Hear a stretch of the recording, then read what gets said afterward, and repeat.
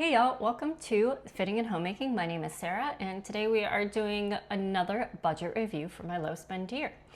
So we are going to be looking at October today, but if you would like an overview of the series, I have linked a playlist of previous budget reviews down below. If you look at the January and the April videos specifically, you'll kind of get an overview of why I'm doing a low spend year, but long story short, I wanted to pay off my car or attempt to pay it off by the end of the year. In April, interest rates did a thing where it didn't make sense to keep as much money in my high yield savings account as it did to just take that money or some of it, not all of it, right? And pay off my car. So I'm in the process of paying myself back into my high yield savings account. So that's the goal. Let's take a look at how I did for the month of October. For October, our total household expenses were $5,147.70. That total includes mortgage and escrow, internet, car insurance, pet insurance, groceries, electricity, natural gas, water and sewer, phone lines, HOA. We have an Amazon Prime subscription, and then the kids' expenses, healthcare, health insurance, daycare, those sorts of things. And daycare this month was about $2,400, so that was one of our less expensive months, which was nice. That's the big household picture. This month, my part of that was $2,573.85, so that was pretty similar to last month. And like I said, then feeling a little bit more reasonable for monthly expenses. Now let's take a look at my personal expenses. And y'all, I have a confession to make. I was pretty spendy in October. I was feeling in the holiday mood. I was feeling that holiday magic and wanting to get some projects done that weren't absolute necessities, but things I wanted to do. Important word, want rather than need. So yeah, I was a little bit spendy. So let's take a look at how I did. I spent $71.96 on gas and then some parking fees for a conference I was attending that I was too lazy to submit for reimbursement. So that's on me for having to pay for the parking. $228.29 went to necessary expenses. The largest portion of that was replacing a couple of pair of pants. I had 2 pairs of jeans that I've had pre-marriage, pre-kids, and they just don't fit right anymore. And I'm very uncomfortable whenever I wear them. So I finally decided to get rid of those, but the size of my wardrobe is as such that I cannot get rid of 2 pairs of pants without replacing them and not having to do laundry every day or every other day, right? So that was a large part of it. Another large part of it was paying for a hotel for an upcoming excursion in November. We are going on a visit to celebrate a relative's 100th birthday party. So I paid for half of the hotel with my reward points on my credit card, and then the other half I just paid for out of pocket. So those were kind of the larger expenses that are making up that category for this month. I spent $170.22 on gifts and donations, and October is just a month where there are a couple of birthdays. My anniversary is in October, so anniversary gifts for my husband. My best friend, literally my best friend, had her baby shower that month, and I started doing some Christmas shopping. So I do like to spread it out a little bit. So that was just the very beginning of Christmas shopping, also included in that. My fun spending, here's where I was spending, where I didn't need to be, was $262.91.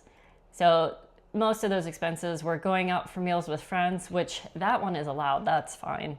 But the fall decor and a little bit of Christmas decor, specifically pillow covers and pillow cover inserts, but we all love them. Anyway, and then storage solutions for said decor, the project that I've been wanting to do that I needed to get new storage solutions for, and it's not a necessity, but I did it.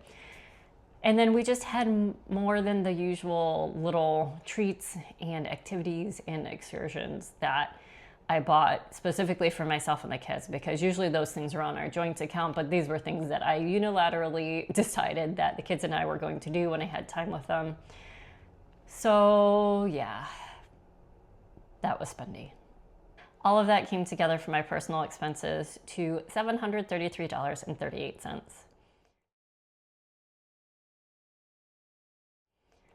My grand total for the household expenses and my personal expenses ended up being $3,307.23.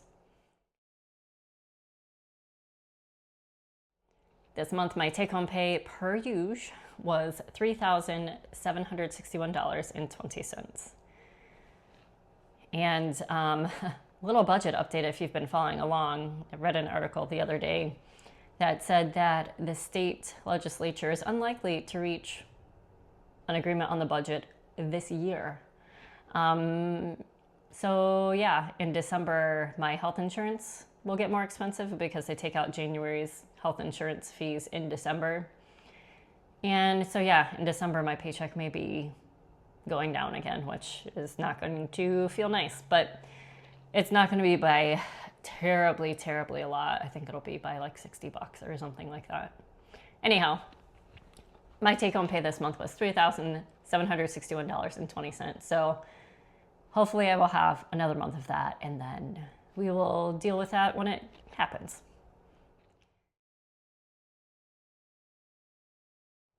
So the results for October, I almost said December. The results for October, folks, with my income less my expenses, was $453.93. I transferred that money into my high yield savings account to help build that back up. And honestly, after how spendy I felt like I was being throughout last month, I'm glad I had at least somewhat of a decent chunk to transfer over, because I was really concerned it was going to be like a $20, $50 transfer month, more like that. And yeah, so I'm not super pleased with it, because I know it could have been closer to like $650,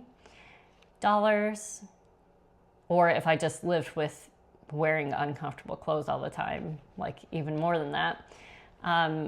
But I'm also not terribly disappointed, because it is so much better than I had built up in my mind and I was imagining.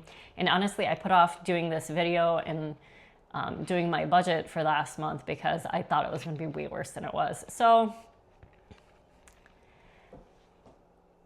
that's just, it is what it is. And honestly, I'm at a point where I'm a little bit, well, I'm burnt out in all ways, to be perfectly honest, but I'm a little bit burnt out on doing the low spend year. And I really like the magic of the holidays. And now that I have kids, I don't want to be like so austere over the next couple of months as the holidays come up. But I also do want to reach this savings goal so then I can move on to other things, because there are other things that I would like to be doing with my brain space and my time and my money, right?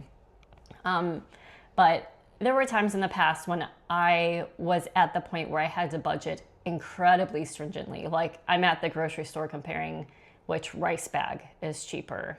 And even if I wanted to go out and spend $5, I was checking in on my budget spreadsheet literally before I spent that $5, because I didn't know if I had it or not. I had to check to make sure I had $5 that I was able to spend. Otherwise, I wasn't going to be able to make my bills next month, right? Like, I have been at that point of needing to budget before. And because of that, being that strict with myself is really a little bit distasteful now. And I know that is coming from such a place of privilege. Yes, I've worked hard to get to where I am now, but I'm also very privileged that I have been presented with certain opportunities, etc., right? So yeah, I'm kind of torn. Obviously, I am going to finish out my low spend year, and I'll keep doing these reviews for you, but I know my heart isn't really in it for the rest of the year, because if you're not happy and enjoying yourself, like, what's the point, really? But at the same time, we do not need to spend lots of monies to be happy and to be enjoying life, right? So I'm sure there will be some decisions that I make coming up where I'm like, maybe I shouldn't have spent that, but man, we had a great time. Or, yeah, like, let's not do this. This is not worth the cost, right? So that's just where I am mentally with the challenge. I have a feeling I'm not going to make my goal by the end of the year, which, I mean, that's okay. It was a very stretch goal when I set it at the beginning of the year. But I'm trying to build up a 6-month emergency fund. And I know I'm not going to get all the way to 6 months just because of the holidays and buying gifts and that sort of thing, the other expenses I know I have coming up. But at the same time, like, I'm at a 5.25 month emergency fund if we're just looking at like basic necessities, right? So we can go a 6-month emergency fund, just basic necessities of like, oh no, I've lost my job. And then the family also helps. We're cutting back until mom gets a job, right? Or I could go like the other route where I just say 6 months worth of salary so that we can maintain lifestyle. Although even if I lost my job, I would be flipping out. We still would not be doing that, or I especially would not be spending that way. But so there's some leeway in what constitutes 6 months. And right now for like bare necessities, I'm at over a 5-month emergency fund. So for that goal, it's not too far off, but just number-wise, I know I'm not going to get there. So next year, I'm going to have to think of a different strategy to get me remotivated. And I think the new year and stuff, I think that will help, because I do generally feel more motivated after the new year and after Christmas. I'm a little bit exhausted from the holidays and wanting to, cut back just naturally and kind of stay home more and, cozy into the couch and those sorts of things. So I'm less likely to be spending as much money in January anyway, just because I want to stay home and not really do anything, right? But I think I'm going to have to think of a new strategy, because I want to get it knocked out very quickly next year. I don't want it to drag too far on into the year. Anyhow, all of that to say, I will be doing a review in January of the entire year and what I actually did in total, make extra payments to the car for the months that I was doing that, and then the total amount of money that I set aside to go back into savings, right? And then how far away from the goal I ended up being, right? Like, what percentage towards the goal did I get? So there's that coming up. So stay tuned. Maybe I will get another like kick in the ass of motivation for these last 2 months. I don't know. We will have to see, but likely like the first few months of next year, we will be finishing up on that goal. So I'll have to think of a different way to get myself remotivated. Anyhow, that's going to be it for today's video, after a crap ton of extra talking at you guys about just kind of where I am in the challenge. If you're doing a low spend year or of any span of time, please go ahead and drop down in the comments below. Let us know how you're doing. Let's all celebrate your wins. Let's all hear your venting about your challenges, like essentially I just did. And I'd really love to see what you're doing, how you're doing. I always respond to every single comment I get, because I want to build a community and I love talking with you guys. Like, that's part of the point of doing this, right? And I'm going to try my best going forward in these next 2 months and maybe make some free holiday magic instead of some costly holiday magic. And I will try to make those good choices.